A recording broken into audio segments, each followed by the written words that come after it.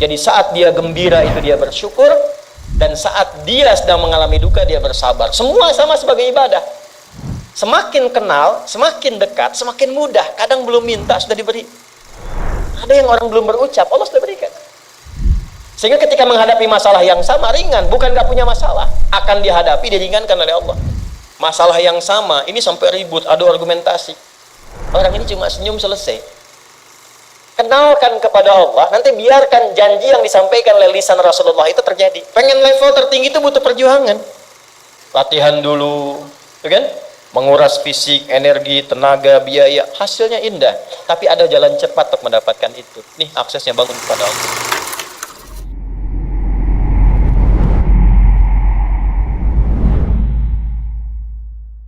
Nih Pak, indahnya begini Pak. Maaf ya. Lihat istri itu, ingat Allah. Lihat anak, ingat Allah. Ibu lihat suami, ingat Allah. Kalau melihatnya begitu, maka substansi berumah tangga, itu nikmat rasanya, dan tanggung jawab itu melekat pada diri kita untuk terjaga dalam kebaikan. Ya. Saya nitipkan handphone saya ke antum, dan antum tahu itu punya saya. Ya. Dan Anda mencintai saya misalnya, ta'zim di situ. Mungkin nggak handphone itu ditempatkan di tempat yang tidak baik? Mungkin nggak Anda taruh di lantai begitu saja? Demi Allah saya katakan, mungkin Anda akan mencari tempat terbaik, disimpan di situ, dirapi-rapikan, dilap-lap, karena Anda merasa itu punya saya yang dititipkan pada Anda. Manusia saja bisa Anda perlakukan demikian. Bagaimana ketika Anda melihat anak itu amanah Allah, yang Anda sebagai orang tuanya akan ditanya di kemudian hari. Maka kalau mau bersikap yang gak enak itu, gak bisa Pak kita lakukan. Mau bentak tuh gak bisa. Mau marah tuh ditahan-tahan. Ya. Dan itu dijaga. Lihat istri sebagai amanah Allah, itu beda caranya dengan hanya melihat kemanusiaannya saja. Istri melihat suami sebagai amanah Allah akan lain. Ya.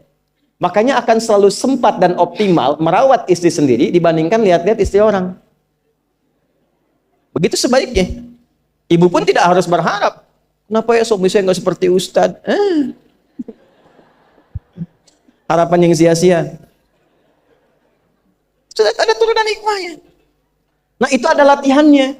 Latihannya apa? Alladzina yadhkurunallah, zikir. Jadi kalau zikir itu sudah kuat dalam diri kita, ya sudah menghadirkan esensi zikir dalam diri kita, yang dilihat semuanya itu semua anugerah Allah Subhanahu wa taala. Jadi saat dia gembira itu dia bersyukur, dan saat dia sedang mengalami duka dia bersabar. Semua sama sebagai ibadah. Ajaban li amril mu'min. Kalau sudah seperti itu, kata Nabi, perkara hidupnya mengagumkan, gak ada keluhan. Itu latihannya zikir. Nah, zikir ini di Quran diturunkan dalam bentuk yang pokok berupa amalan ritual. Karena itulah semua bentuk amalan ritual disebut dengan zikir. Jadi kalau kita ingin hadirkan sifat tadi, maka cara pertama tingkatkan ibadah ritual. Salat, apalagi Al-Quran. Saya ambil dua dulu lah supaya nggak banyak-banyak dulu. Yang pokok salat yang kita lakukan tiap hari. Tinggal kuantitas dan kualitas kita tingkatkan. Maaf, lihat sini baik-baik.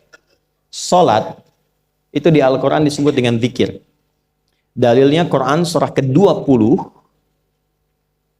ayat ke-14. Dan langsung disarikan dengan fungsi ibadah. Sebagai fungsi hidup kita. Sudah? Perhatikan baik-baik. Innani anallah. La ilaha illa ana. Fa'budni wa aqimis salata li dzikri. Itu dalilnya. Sayalah Allah, kata Allah. La ilaha illa ana, tidak ada Tuhan yang layak dipertuhankan dan layak disembah kecuali saya, Allah. Allah. Bagaimana kenal Allah sebagai Tuhan? Ya, yang layak disembah, yang harus dipertuhankan, kenalnya bagaimana? Mendekatnya bagaimana? Fa'budni, sembah saya supaya kamu kenal saya, dekat dengan saya, tahu saya. Bagaimana caranya? Wa aqimis shalah, tunaikan salat. Jadi kalau pengen dekat dengan Allah, terkoneksi kepada Allah, tersambung, punya sifat tawakal yang kuat, nih tingkatkan sholatnya, tambah. Makanya tiap hari kita sholat 5 waktu itu untuk membangun konektivitas dengan Allah. Sebab kalau sudah dekat, aksesnya pun terbuka semua. Itu maksudnya. Anda dekat dengan pimpinan, akses di perusahaannya kan mudah untuk diakses. Ya kan? Kita punya kenalan yang kuat, yang punya sesuatu, aksesnya mudah dibuka. Kita kenal Allah dan dekat dengan Allah, apa yang sulit bagi Allah? Dan ini kita yakin. Nah sekarang Allah kasih jalan. Coba lihat orang-orang dulu. Ya. Mereka ketika akan melatih dirinya untuk tersambung kepada Allah, sholat semua, termasuk para nabi, rasul.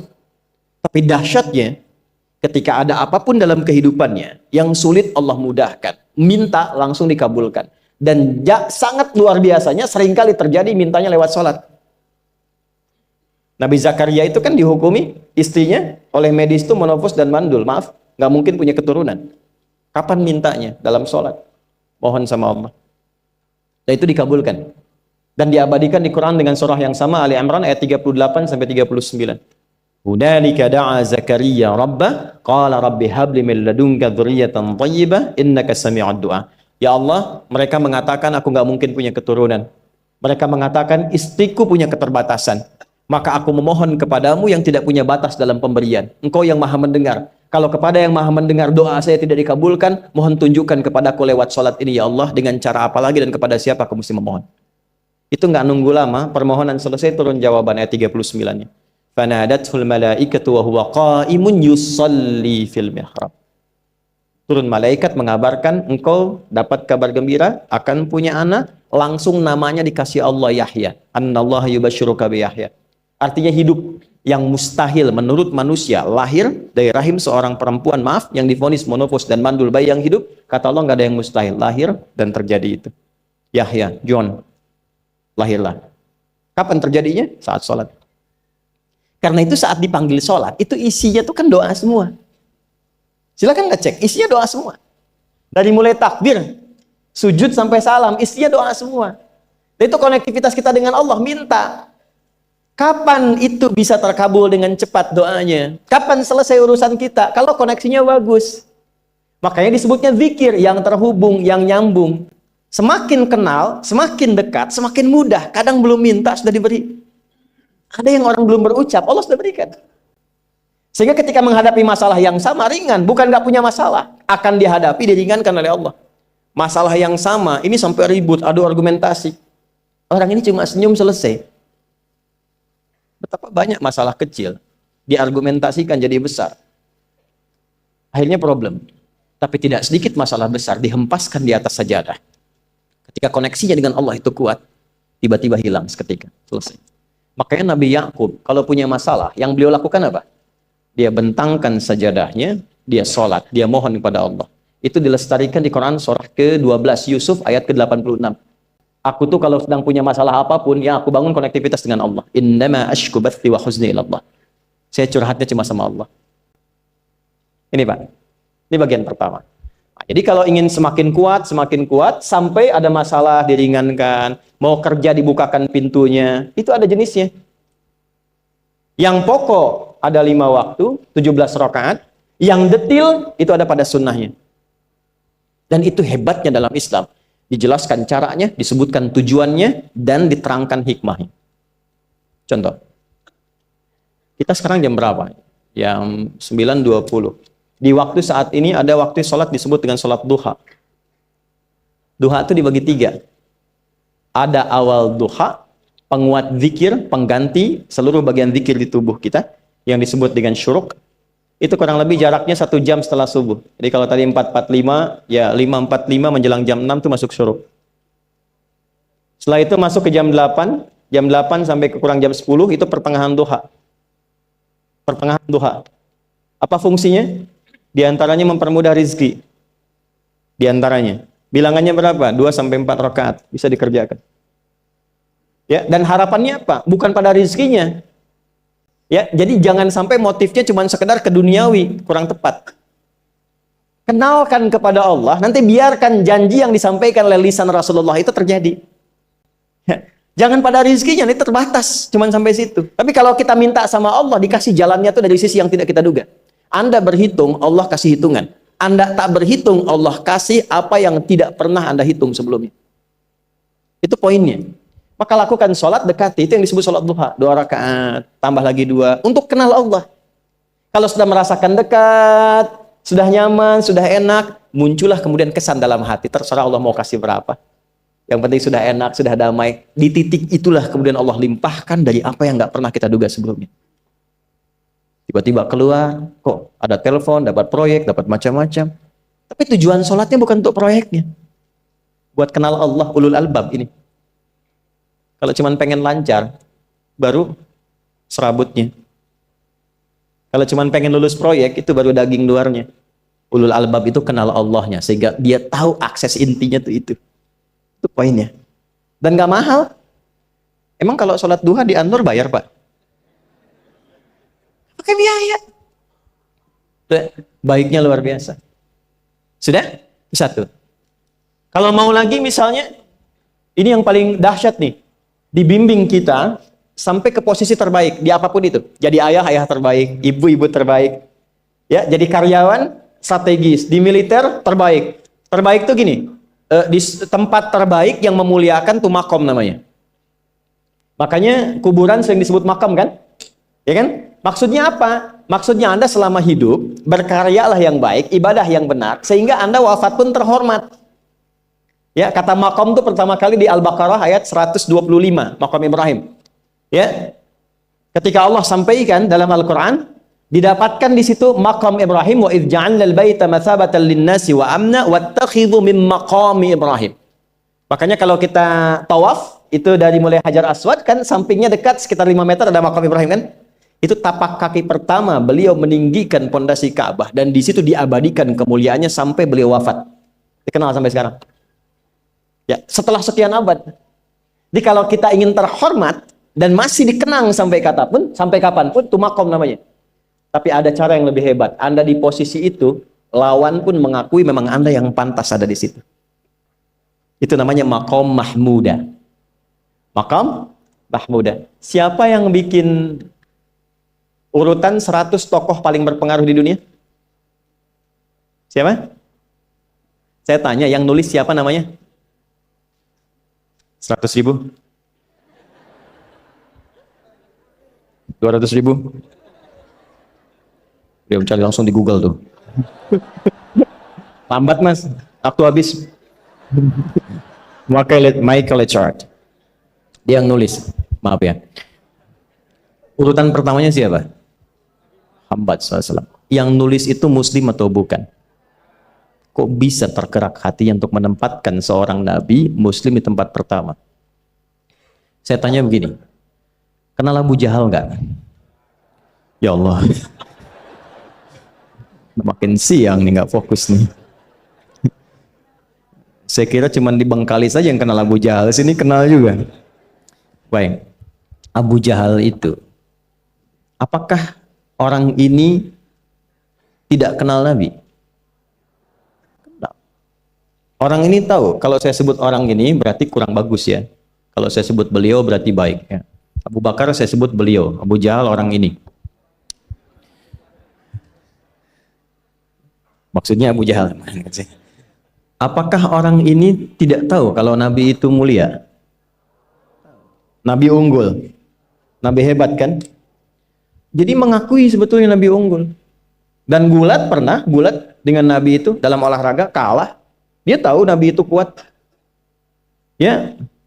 Di dalam cinta juga tahu Nabi paling unggul. Abu Jahal melamar Sayyidah Khadijah ditolak, Nabi nggak lamar, Sayyidah Khadijah minta dilamarin. Ya. Dari sejak itulah dia nggak mau tahu semua yang dari Nabi, pokoknya semua harus jelek. Walaupun dia tahu itu baik. Nggak kenal, sampai nggak menanamkan pada dirinya nggak ingin kenal kebaikan Nabi. Nggak ingin kenal pada sesuatu, itu jahlun namanya. Jadi kalau ada mbahnya yang paling bodoh, yang nggak pengen tahu, itu Abu Jahal namanya. Maka sejak saat itu orang ini disebut dengan Abu Jahal. Tapi Abu Jahal pun itu meyakini kebenaran, kekuatan Nabi, cuman karena iri saja. Gitu. Tapi dia nggak bisa nolak. Menilai seseorang di tempat terbaik yang kita nggak bisa nolak dan mengakui memang dia orang yang terbaik, itu namanya maqam mahmuda. Tahukah Anda? Jalan untuk mencapai maqam mahmuda itu nggak akan mungkin kita dapatkan kecuali mendekati yang punya semua makom, yaitu Allah Subhanahu wa Ta'ala. Dan jalannya lewat sholat. Itu lewat sholat. Tapi karena ini levelnya istimewa, tingkat tertinggi, ya prajurit pengen jadi komandan terhebat yang diakui, nggak ada orang nyoal. Di kepolisian pengen jadi pimpinan yang baik dan semua mengakui sehingga nggak ada yang nyoal. Di perusahaan pengen jadi pimpinan yang ideal, ya semua mengakui, nggak ada yang nolak. Itu maqam mahmudah. Jalannya apa? Ternyata nggak pakai uang, nggak pakai koneksi-koneksi yang tidak jelas. Koneksinya dibangun dengan Allah sehingga Allah melembutkan hati semua orang itu untuk menetapkan dia yang terbaik. Sholat. Karena levelnya tinggi, dinaikkan dari sekedar sholat fardu. Ditempatkan di waktu yang tidak biasa. Butuh pengorbanan, butuh perjuangan. Namanya tahajud. Turunlah Quran surah ke-17 ayat 79 sampai 81 itu. Quran surah 17 ayat 79 sampai 81. Ini poinnya. Wa minal laili fatahajjad bihi nafilatan laka asa ayyab'athaka rabbuka maqamam. Ini kan terjadi keanehan kan, ironinya. Anda pengen sukses, pengen tertinggi, Anda tahu Allah penentunya, Anda tahu Allah yang punya rizki, Allah punya kekuasaan, tapi Anda nggak mendekati Allah. Terus yang dipakai cara-cara salah, kenapa harus korupsi? Kenapa harus nyogok? Kalau SK-nya nggak Allah tetapkan, nggak akan turun juga. Dan sudah hukum, kalau ayah berbuat maksiat, itu anak istri pasti kena. Itu udah hukum. Makanya saya mohon deh, ya para ayah itu kalau mencari nafkah, cari yang benar. Kasihan anak Anda yang di SD. Harus berhenti sekolah. Maaf, bukan anak Anda, maksudnya anak orang lah. Kenapa harus korupsi? Maka ketika ada tawaran sogokan yang nggak bagus, tuh yang dibayangkan tuh itu bukan cuma proyek jalan dapat uang banyak, tuh anak-anak tuh bahaya. Ke sekolah disebut anak koruptor, sedih. Istri nggak sanggup keluar belanja. Itu pikirkan, itu sudah hukum. Sudah hukum. Anak juga begitu. Kalau mau berperilaku, ingat orang tua. Sebab ketika tidak baik, orang tua pasti kena. Anak di sekolah berantem, yang dipanggil siapa? Orang tuanya. Itu selalu terikat. Di rumah tangga itu selalu begitu. Karena nafas itu terikat. Semua saling mengikat. Babnya itu jelas. Nah, balik ke sini. Kalau ingin tingkat yang tertinggi, dekati pemiliknya Allah. Ini. Makanya tuh harus punya itu. Itu ringan kalau sudah punya itu tuh Allah. Saya punya Allah. Kita mau apa? Takut hidup. Nabi ditodong pakai pedang. Siapa yang menyelamatkan Muhammad sekarang? Ringan Nabi jawab, Allah. Jatuh pedang. Dibalik, kamu siapa yang menyelamatkan kamu? Bingung. Dan punya Allah itu luar biasa.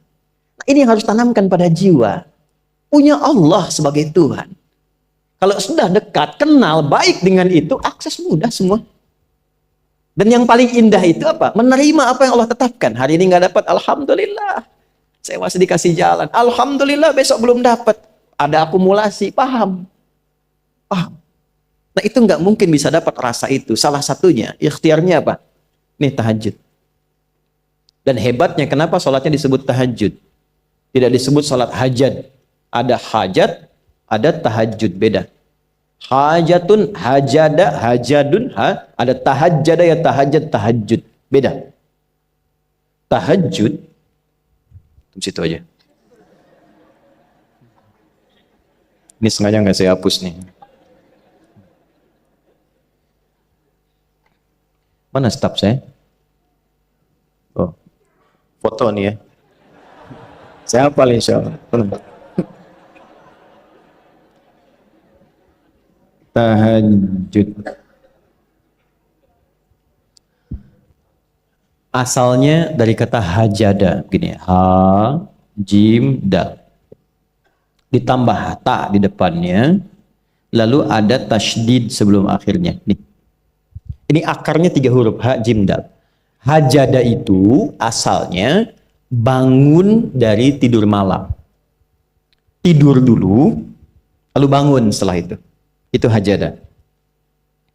Pelan-pelan. Paham sampai sini? Kita teruskan. Kalau kita ingin berusaha untuk bangun, mengoptimalkan diri untuk bangun, maka tambahkan tak di depannya. Berusaha untuk mendapatkan atau mencapai sesuatu. Kalau yang kita akan lakukan itu tidak mudah, nggak gampang bangunnya, sehingga butuh rencana, butuh persiapan, ya kan? maka tambahkan tasydid sebelum huruf akhirnya. Dari kata syiddah, apa yang mau dikerjakan ini nggak mudah. Memang pengen bangun itu jam 3. Tapi kan nggak tiba-tiba ujuk-ujuk bangun jam 3, belum tentu. Ya kan? Kita harus rencanakan dulu supaya bisa bangun, saat bangun tuh siap, bukan cuma bangun. Bangun jam 3, salatnya 4:30, ya kan jauh. Maka untuk bangun jam 3 itu butuh persiapan, nih syiddah. Maka rencanakan, pasang alarm 3 kali. Misal yang ikhtiarnya jam 2, jam 2.15, jam 2.30. Alarm jam 2 untuk mematikan alarm yang kedua. Gitu kan? Yakin saya, Anda kalau pasang alarm malam tuh nggak satu, yakin? Bangun, ceklek, mati. Minimal ingat akan ada alarm berikutnya kan? Nah, itu tak. Allah itu sudah tahu modus-modus kita itu. Karena alim maha mengetahui. Detailnya kan kita lakukan kan Allah sudah tahu. Alarm yang kedua membangun kesadaran paripurna. Peringatan kedua. Kalau pengen bangun, bangun. Enggak, tertidur. Maka ketika sampai pada alarm ketiga, sudah sadar kita. Oh. Bapak, Bu, alhamdulillah. Lebih baik telat daripada enggak sama sekali. Bangun. Nah, ini. Kalau kita tarik ke implementasi hidup, pengen level tertinggi itu butuh perjuangan.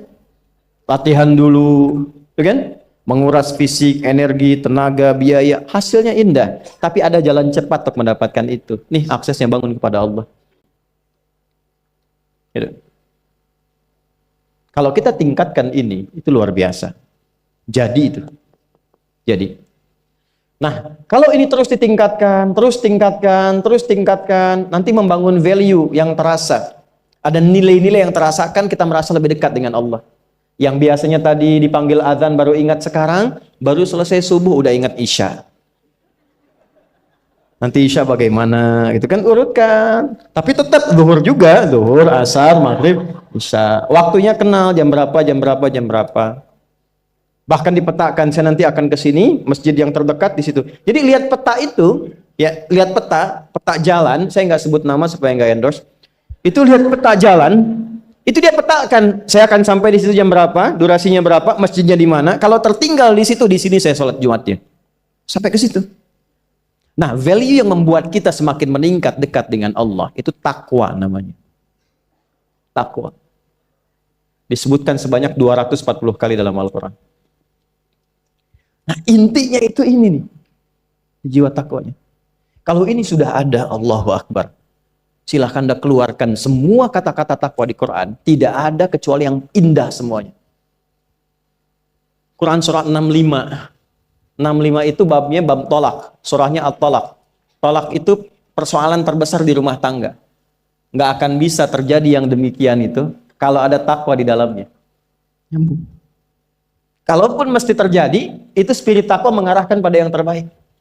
Makanya di ayat kedua di ujungnya, sampai ke ayat 3, apa yang terjadi? Di rumah tangga itu kan cuma 2 babnya. Satu masalah dari komunikasi, yang kedua materi.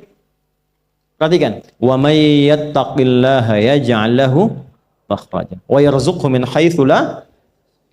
Siapapun yang mampu meningkatkan takwanya kepada Allah. Pakai man tuh, setiap personnya.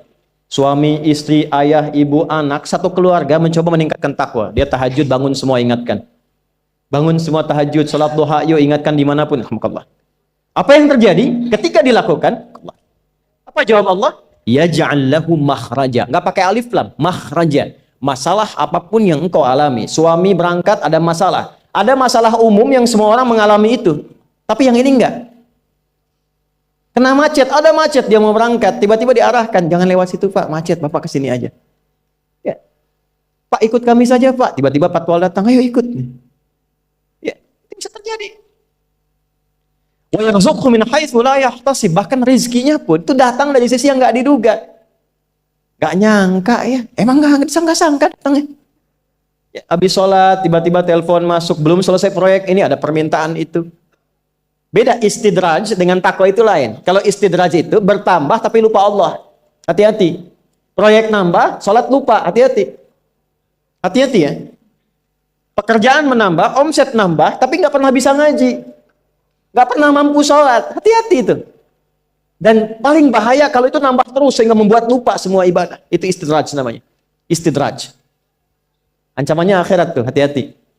Segera ingat, segera ingat. Tapi kalau semakin nambah, semakin ingat Allah, itu anugerah.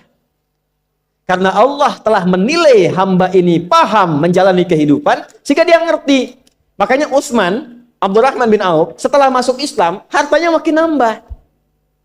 Karena kenapa? Karena telah dinilai layak mengelola harta, paham cara mengelolanya. Dapat segini, alokasikan ke sini. Dapat segini, alokasikan ke sini. Pak, di mana logikanya? Ada 600 truk hasil usaha. Bapak punya 600 perusahaan. Satu perusahaannya itu bergerak di bidang misalnya logam mulia. Ya, ada emas, ada berlian, ada macam-macam dan sebagainya. Satu kali Anda berhasil mendapatkan kurang lebih 600 truk logam mulia di dalamnya. Mau datang kemudian ke tempat Anda di jalan. Tiba apa yang terjadi? Ada komen tetangga kepada Anda. Misal, komennya nggak langsung, cuma ke teman tetangga Anda dengar. Waduh, Pak Asep hisabnya luar biasa kayaknya ya. Hisabnya, bukan berliannya. Hisabnya luar biasa, terus nyampe di telinga Anda. Kira-kira ketika mendengar itu respon Anda apa? 100.000? Bingung kan? Bingung. Lihat Abdurrahman bin Auf, jazakallahu khair. Datang 600 kafilah pakai unta. Isinya semua emas, berlian, perak, macam-macam. Heboh Madinah, bum bum bum bum bum bum bum. Tiba-tiba Sayyidah Aisyah komen radhiyallahu taala anha. Beliau kan yang terdekat dengan Nabi, satu istri Nabi SAW. Jadi kalau sudah ring satu Nabi, ada yang komen, kita tuh cuma 3 sikapnya. Like, share, and subscribe. Gak usah ikut komen lagi. Sukai, share, subscribe. Ikuti jalannya. Apa komennya? Secara singkat, kama qalat, aku pernah mendengar Nabi SAW mengatakan, Abdurrahman bin Auf itu agak lambat hisabnya. Ya, selamat-lambatnya cepat juga dibanding kita kan? Ya? Maksudnya apa? Ingin menggambarkan betapa banyak kekayaannya. Scan, checklist, semua. Ketika mendengar komen itu, apa kata Abdurrahman bin Auf? Saya jadikan semua yang baru datang itu saya sedekahkan semua untuk orang Madinah. Supaya mempercepat hisabnya itu. Saya sedekahkan semua. Bisa nggak begitu?